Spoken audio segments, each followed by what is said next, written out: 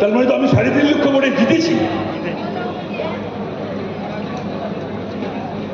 রোজভ্যালিতে jail খাটা 4 মাস, তারপরে তো টাকা পয়সা তোলা ছাড়া রামকৃষ্ণ মিশনের নামে টাকা তোলে জানেন? আমার কাছ থেকে শুনো। তারপরে তো টাকা তোলার আর ইয়ের অভাব নেই, ও সমস্ত সন্তোষ পাঠক আমার থেকে আবার বেশি জানে, বলে দেবে। এদের ভোট দেবেন? আপনি করবে না? আপনার প্রতিনিধি হওয়ার যোগ্যতা আছে? Did they deserve at all?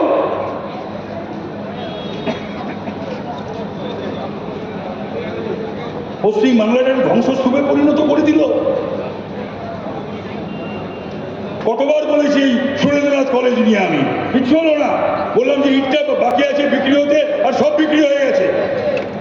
কোনোদিন শুনিনি, আমি রাজ্য ছাত্র পরিষদের সভাপতি ছিলাম।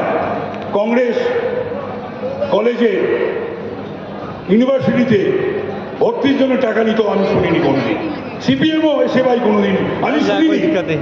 এই মমতার আমলে কলেজে কলেজে ইউনিভার্সিটিতে ভর্তি টাকা ছাড়া হচ্ছে না।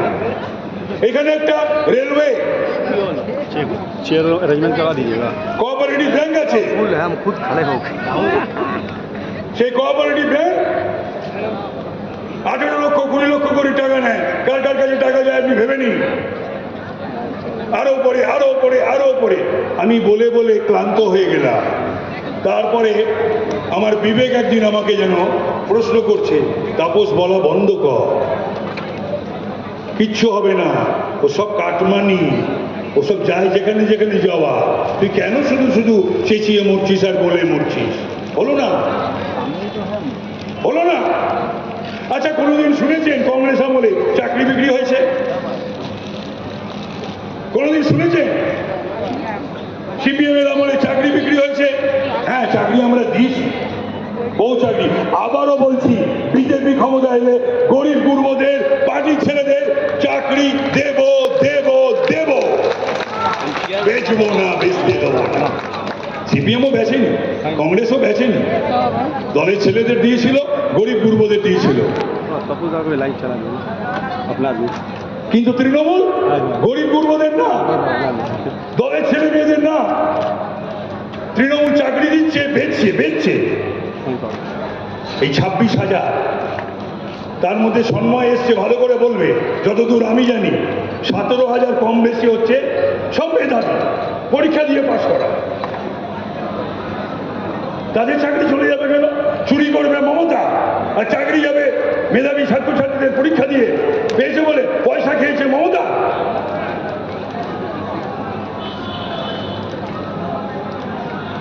এই রাজত্ব আপনারা চলতে দিতে চান?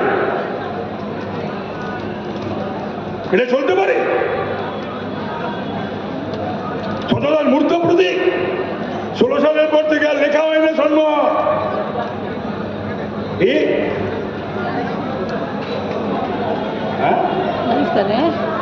আমাদের ঠিক আছে, একটু আসতে রে ভাই, ভাই ঠিক আছে, দাঁড়িয়ে।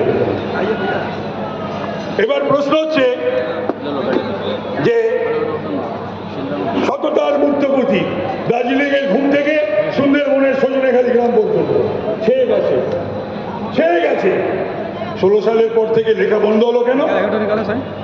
মোদিজি কি চুনের দাম টাকা দেওয়া বন্ধ করলো?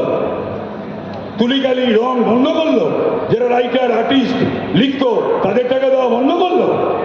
আর লেখা যাচ্ছে না, লিখতে পারছে না, না দিতে পারছে নির্দেশ, না যাদের বলবে তারা লিখবে।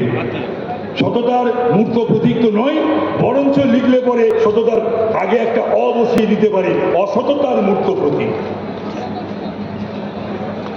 তাকে আবার বসানো, বাংলাটাকে বেছে দেওয়ার জন্যে। সারা রাজ্যে সমস্ত রাজ্যের উন্নতি হয়েছে, মুখ্যমন্ত্রীরা গিয়ে কাজ আদায় করে নিয়ে এসছে। আর পশ্চিমবাংলার মুখ্যমন্ত্রী, ঝগড়ুটে মুখ্যমন্ত্রী,